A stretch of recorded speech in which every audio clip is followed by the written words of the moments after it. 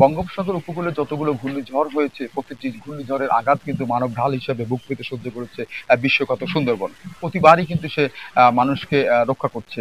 গতকালও যে বঙ্গোপসাগরে যে নিম্নচাপ ছিল, সেই নিম্নচাপে কিন্তু বড় ধরনের ঘূর্ণিঝড় না হলেও কিন্তু আহ, আহ, বৃষ্টি ঝরেছে প্রচুর, এবং সেই বৃষ্টির পরে কিন্তু সাগর উত্তাল ছিল, এবং স্বাভাবিক জোয়ারের চাইতে কিন্তু 5 থেকে 6 ফুট পানি বেড়ে কিন্তু সুন্দরবনে ঢুকে পড়ে। সেই লবণ পানিতে কিন্তু সুন্দরবনের গাছপালারও ক্ষয়ক্ষতি হয়েছে বলে আমরা জানতে পেরেছি। এদিকে সুন্দরবনের যে শরণখোলার যে ভোলা ক্যাম্প রয়েছে, সেই ক্যাম্পে পুকুরের মিষ্টি পানির পুকুরের ভিতরে সেই লবণ পানি ঢুকে পড়েছে, এবং সে পানি কিন্তু নষ্ট হয়ে গেছে। বিশ্বমানের থার্মিক্স রড, সালাম স্টিল থার্মিক্স, দেশের একমাত্র থার্মিক্স রড। নিম্নচাপের প্রভাবে সৃষ্ট জলোচ্ছ্বাস ও ঝড়ো হাওয়ায় সুন্দরবনের জীববৈচিত্র্যের বেশ ক্ষয়ক্ষতি হয়েছে বলে আমি জানতে পেরেছি। সমুদ্রের নোনা জলের তোরে সুন্দরবনের কটকা, কচুগালি, দুবলা বন্যপ্রাণী প্রজনন কেন্দ্র, করমজল সহ নিম্নাঞ্চল প্লাবিত হয়।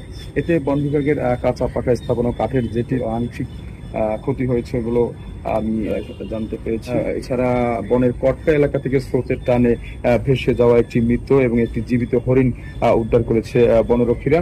উদ্ভিদ জাতীয় লতাপাতা সহ নদী ও সমুদ্র তীরবর্তী বনাঞ্চলের অসংখ্য গাছপালাও কিন্তু ক্ষতিগ্রস্ত হয়েছে।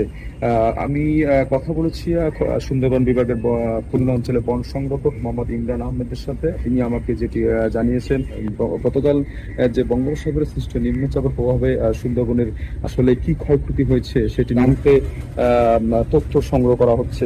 তিনি জানিয়েছেন আপাতত একটি মৃত হরিণের খবর তিনি জানিয়েছেন, এবং সেটিকে আসলে গতকালই মাটি চাপা দেওয়া হয়েছে। তবে ঝড় বা জলোচ্ছ্বাসে সুন্দরবনের যে ক্ষয়ক্ষতি হয় সেটি আসলে অপূরণীয়। সেই ক্ষতি কাটিয়ে উঠতে বন বিভাগ দীর্ঘমেয়াদী সময় নেয়।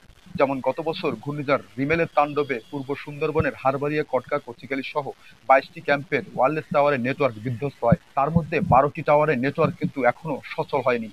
এই অবস্থায় গতকালকে যে সাগরের যে নিম্নচাপ ছিল, সেই নিম্নচাপের প্রভাবে কিন্তু সুন্দরবনের পানি বেড়ে যে ক্ষয়ক্ষতি হচ্ছে, সেই ক্ষতি নিরূপণে এখনো কাজ করছে বন বিভাগ। আবুল হাসান, চ্যানেল 24, মোংলা।